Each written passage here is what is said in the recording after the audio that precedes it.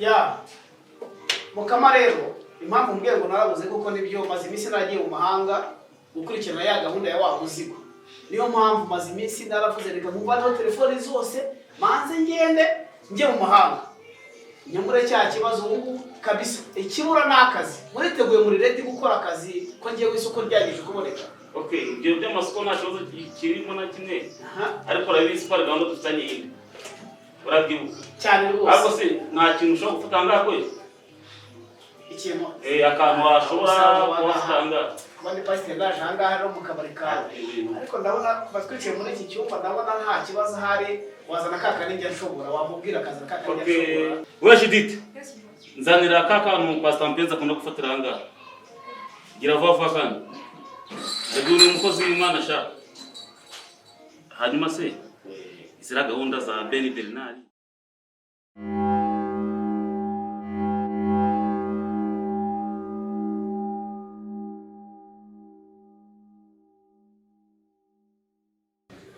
Ubushize twari turi kuri homework ya social study, mwese mwaratsinze isomo none ibyo dukurikijeho ni introduction. Imbwa n'injangwe bigira iki? Birabwagwa. Injangwe igira iki? Irabwagwa. Imbwa igira iki? Irabwagwa.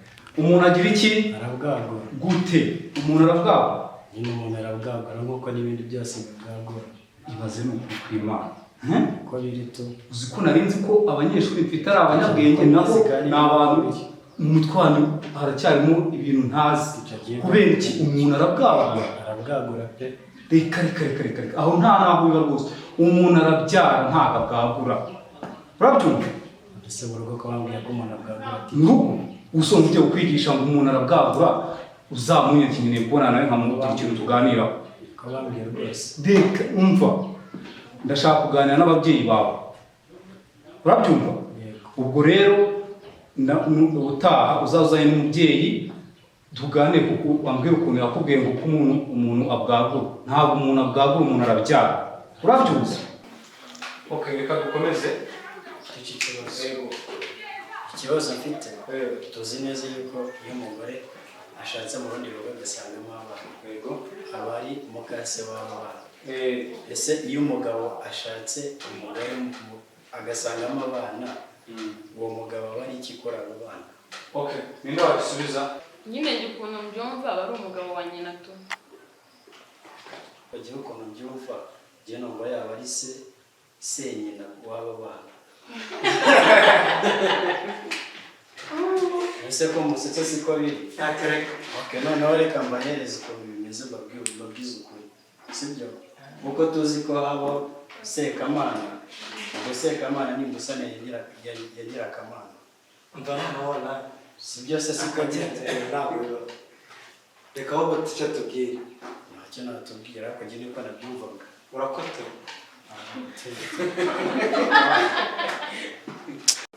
Ntukambaze ibibazo bidafututse. Vayo usubire ikibaho. Vayo. Ntukajya unyinisha ntabwo tungana. Nawe ubwo ndiranja mu ishuri. Nicyo cyakuzanye aha ngaha ko waje kwiga. Siba. Ubwo ubona waraje ko waje kwiga ariko uri ku station wako uri mu biki. Ubwo wowe ibyo nyine bizakomeza kutimujye. Sibona hano ngaho. Ntabwo usubira ikibaho. Agapira kanjye ko nakunda ariko kabisa. Ariko se wahanaguye bityo Mbese gute? yahuye n'ibibazo ahura n'impanuka zindi abantu baramutse bamugira nabi cyane. Ya nigeze kubyumva nari ndi mu mahanga nagiye gushaka isoko rya wa musigo, ariko ntekereza ko bambwira ko umwana wanjye yamusiga. Yes, Pastor Mpenza. Mukaburetse igihe cyose maze mu kabari kawe ugeze ubona wasikoro muri akabari kawe nko muka icyo mfata ntabwo mukizi. Ese Judith ntabwo bizi ikintu ushobora kwe? Bose nuko mbabarira pe n'umugabo maze igihe kinini atazana nari nabibagiwe nawe. Oya ntabwo yeze bayiro ko umuntu hano uri mu wese ikintu ashoboye kibagiye kandi ubizi cyane. Nyine kubera abakiriya benshi dukunda kugira hano nawe urabizi, niyo mpamvu nibagiwe ikintu umugabo afite ariko nuko mbabarira. Okay, urakizi ikintu kimwe muhereze. Ubundi opena zire. opena zarabuze muri iyi minsi nta hantu wabona opena twabuze zikuntu zingana wowe bose zagiye zibura abakozi bana ni benshi genda umuzanisha ibintu nawe muka igihe maze mu mahanga nashatse isoko rya wa musigo ubu ibintu bimeze sawa. Okay, kabisa nibyo aka niko byashobora naho kuko cyambwira agake kajya cya Beni uriya mwana wanjye ndakeka ashobora kuba ari mu bantu bamushinguze kandi si ibanga. hanyuma si Beni Dena ariko nzi ko ari umusore mwiza kandi utakora ibintu by'amanyanga n'ibiki kubera ko ashobora gushimuta umwana wawe. ahubwo reka mubwire ikintu kigiye gukora, reka dushake umwanya twongere duhamagare Beni aze twicarana aha ngaha tumaze turebe ikibazo kiri hagati yacu kuko gihe maze barabwiye umwana wanjye yarashimuswe ariko ndumva ari ndimo gukeka. Ibyo byari ukuri ariko hari n'ikibazo harimo ka diferanse karekare cyane. ahubwo hari ikindi kintu mfite nshaka kukubwira. uzi ko reka nze gukoreka surprise. Ese Pastor Mpe iyo surprise ushaka kumbwira ni umwana wawe ahantu wamubonye cyangwa ni ikindi kintu ushaka kumbwira kweli ni umwana bimeze bite? Muka ibyo umwana wanjye rero ko yarashimuswe uba mfite amakuru neza ko ari kwa Beni nta kibazo mfite pe. ibyo surprise igiye kugukorera shana umwana munsi ko abapasiteri natwe nyine tugire igihe tukakenera abandi bantu ku ruhande, ahubwo reka muvugishe numve umurebe ukuntu ameze n'umwana nemeye byose wenda nzayimutanga. Wow, gira vuba kabisa ndeba umuntu. Sheri teta ameze ute be? Ya ndahantu ku kabari ka Mukama gerageza uzu hansange shatugane maze iminsi ntaguheruka Sheri. Gerageza fata akamoto utebuke vuba vuba ndimo ndihuta tuvugane gatoya ndaga nari nagukumbuye nyuma ya kaga sheke nagusinyiye ndumva nshaka. Sheri gerageza tutabiganira ibindi ugarutse Sheri. Sawa sawa. Ewa reka mutegereze murebe kabisa umuntu wihebeye Afite gahunda. Ntari nima nta kibazo. Pasiteri. Ya Sheri uraho neza. Umeze ute se? Meze neza. Ya nakashimye teta. Nanjye ndishimye cyane. Minsi myinshi. Kabisa. Wewe ndi. Wewe ufite vai. Ni ibiki kandi. Amaze iminsi ndi umuhanga numvaga. Nanjye nari kumbe cyane. Wewe urabona irangere arizo twisho twebwe kweri uri. bose hari umuntu natije intebe ebyiri izindi barazibye Watije kandi se. nyine ni umuntu wari uje kunsaba agaserivisi nzi agafata ukuntu yari agiyemo ndavuga ati nta kibazo ahita zigara nuko yantengushye akanda. Ariko ibyo uvuga urabizi uriya umuntu aguheza amopena akarangura ibintu byose yaza akabura ikintu na kimwe. bose ni ukumbabarira nawe Bimwatije kandi se. nyine yaje ambwira ko afite akantu k'agapati ukuntu ndavuga ati reka mutize ariko zigamira ariko Wewe oya nawe buriye no kwakira n'ibintu byanjye no kwakira abashyitsi hano ntabwo bizongera bose. Nukuri ntabwo bizongera bose. Ntabwo bishoboka. Ibyo ngibyo byose tugomba kubisubiramo njye nawe turi babiri. Niyo mpamvu nesho umunani yakwirukanye. Narikosoye. Sinakwirukanye mu bibi. Narikosoye ntabwo. Ndashaka ibintu byose byavuye mpamvu urabizana cyane ntabizana. Usangiye kumama. Wewe mbwira yego cyaso we. Ngiye kumamagara. Wanze ibintu neke bikora muri ibyo biteze ibibazo byose. Ibyo bintu urabikora cyane ntabikora. Nukuri ndabikora. Sawa. Pastor P. Yes sir. Binarandambiye kabisa kambwira n'umujinga wanga. Oya ntacyo kubona bonanye nashire wanjye nihebeye ntarebe nare. Ubwo ntari. Ya neza kabisa. Okay. Andika. Ntacyo mukagenda kubona bone nashire wanjye nta kibazo. Shire umeze utese. Meze neza ariko nari ngukumbuye cyane. Nanjye nuko kabisa. Maze iminsi rero ndi mu mahanga. Niyo mpamvu ntabonetse. Naragushatse kuri WhatsApp, Instagram, mana ahantu hose. Nsanga imirongo yose warayifise wabikoreye iki? Nayivanyeho. Ubu se wabikoreye iki? Impamvu nabikoze hari kadiro nabingiyemo hanze kanago Sira kahe buraka tumunyirengagiza ko. Kubizi ko nakwirengagiza pe. Niyo mpamvu nifuze ko nyine umunsi nageze mu Rwanda nifuje kuza tuganire. Ya. Nta kibazo twagana. Hari n'agakomande nakoresheje wumvishe impumuro ariko. Nabyumvise ndikuwe no ku. Hari agakomande barimo bakora mu kanya.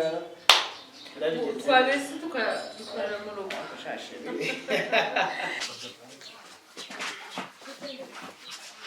Umugare kaka drama n'umwe bya.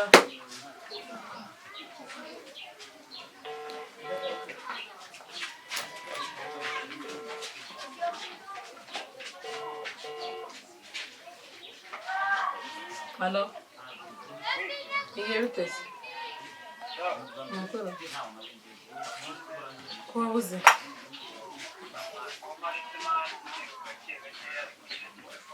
Hey. Wagiye?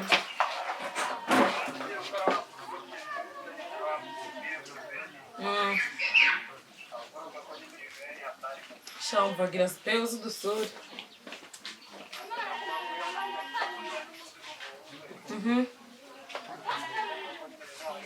Ndumva noneho ufite umuzigo ukabije. Ntabwo karagura ikintu. Sana numva. Yes, Yasmin. Meze bite se? Alo? Uretse gato nita umuntu. Kora rinja hano se cyo kubasura. Ja. Baje kudusura. Baje kudusura nza ahubwo. Nje kureba teta. Teta suri kwa muhetse. Ambira yagiye. Teta suri muhetse ndamwotsa. Naye ntabwo ziyara. Akusamvuyeho Mwese wanditse twiko. Mva hariko. Kumva shaka kwiko. Nga, ariko ushaka kutugira amashuri mu gitereka y'inkono. Nga. Tambira. Atakombe. Babari. Shabwira mani Yasmin. Shamari babari. Kandi winesha umutwe. Jena igiye buri munsi mani bangumva ndiko. Winesha umutwe mani. Usanze ari kuvugana n'umukunzi wanjye winesha umutwe. Takuba neza mu mutwe wanjye muri iyi minsi sinshaka uduhungu twici tujagare mu matwi yanjye. Uranga Yesu. Yasmin uranga tiye. Wapi mani babari. Babara mani cumo. Ese ntabwo ujya wumva? Umusore ureshya nawe? Ngaho. Ese ushaka kutugira turi bangahe? Yasmin ucira umugani. Ngaho. Umugani ngiye kugucira kandi icyo nziki. Uzawugenderaho nk'umwaka wose. Ibyo bivuge. Munyarwanda yaciye umugani ngo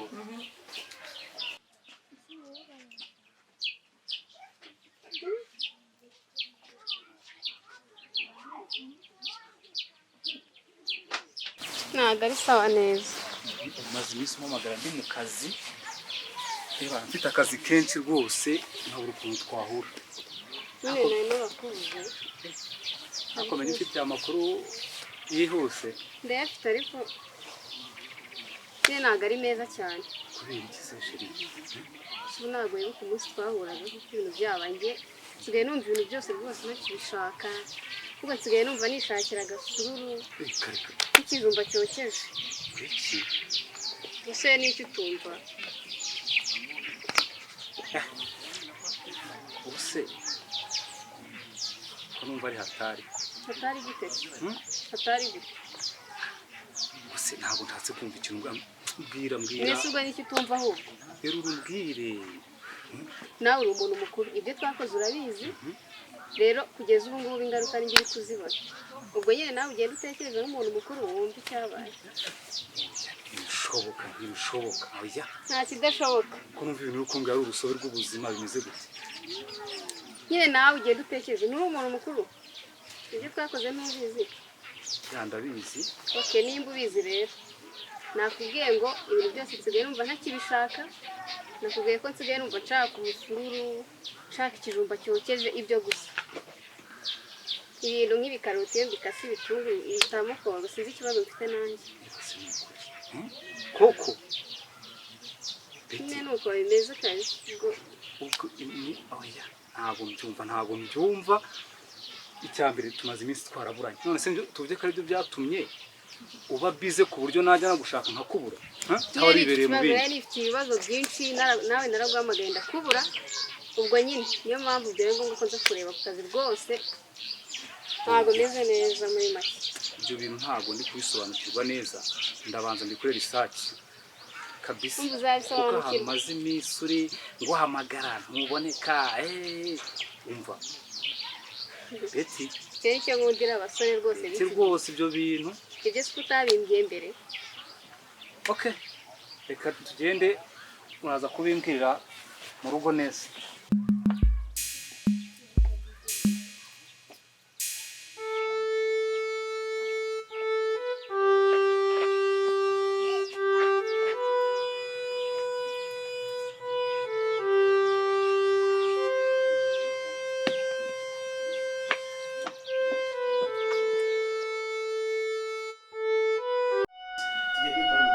Dukora ibijyanye ibyo nifuza.